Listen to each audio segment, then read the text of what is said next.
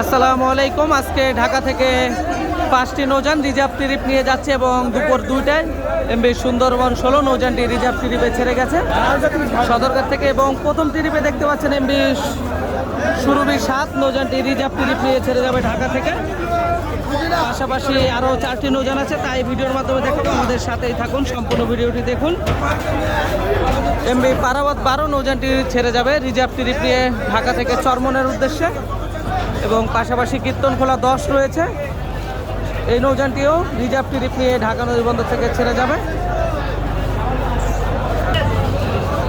ও adventure 9 নৌযানটিও reserve trip নিয়ে ঢাকা নদীবন্দর থেকে ছেড়ে যাবে। এবং লাস্টে আছে এমবি পুবালি 12 নৌযানটিও রিজার্ভ ট্রিপ নিয়ে ঢাকা থেকে চরমনের উদ্দেশ্যে ছেড়ে যাবে। তো পুবালি 12, অ্যাডভেঞ্চার 9, কীর্তনখোলা 10, পারাবত 12 এবং সুরভি 7, এই 5টি নৌযান কিন্তু রিজার্ভ ট্রিপ নিয়ে ঢাকা থেকে চরমনের উদ্দেশ্যে ছেড়ে যাবে।